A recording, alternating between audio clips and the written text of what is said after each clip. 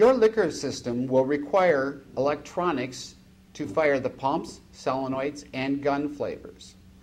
These are point of pump in the back of the house, which controls which pumps fire, and point of dispense at the front of the house, which determines which solenoids were fired, as well as when the gun is pushed, how they would fire for how long. This controls all of your sales. It controls your portions and sizes. It also maintains all of that information until you are ready to take a report. It could be daily, weekly, by shift, or even monthly.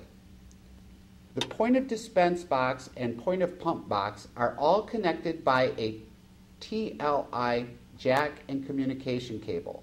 This is a transmission line interface, which allows the communication between all of your units, your pumps, and your control boxes at the bar. This is a new set of electronics.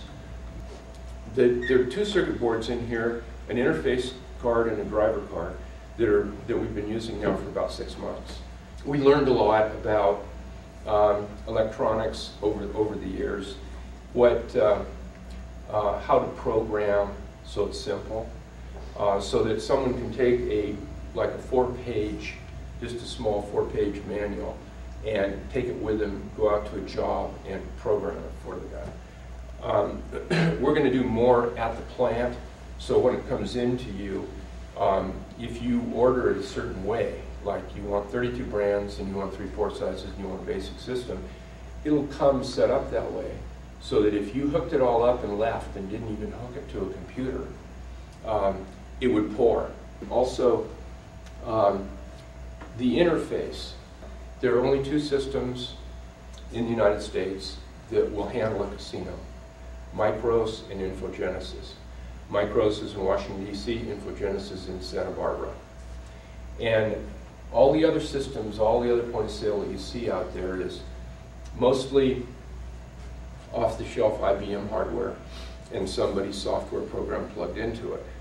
And those software programs, if they have an interface capability, and if it's written for that, then we can plug in to the COM port in the back of the IBM unit, and we're interfaced. What happens, and so is Berg, and so is TrueMeasure, we're all interfaced. That point of sale then controls the liquor system.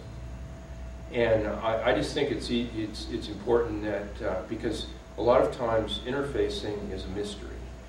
And this is so simple, it's hard to believe.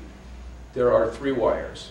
When this gun is picked up and a bartender is properly signed in on the point of sale, which is the cash register, and you push vodka, this sends a request to pour up to the point of sale unit at the station. Has to be 1 terminal at each bartender station. Bartenders can't share, you don't have accountability. Okay, so he pushes vodka and goes up, request to pour.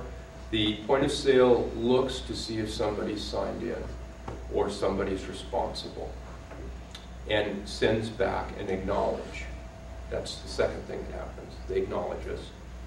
And the third thing that happens is we send a price PLU right up the line, as if the point of sale said vodka there and we had to do it manually, which is what most people are doing now. Instead, you push vodka and it rings up on the vodka button up here, and it's interfaced. And that's all there is to it. But it does a lot.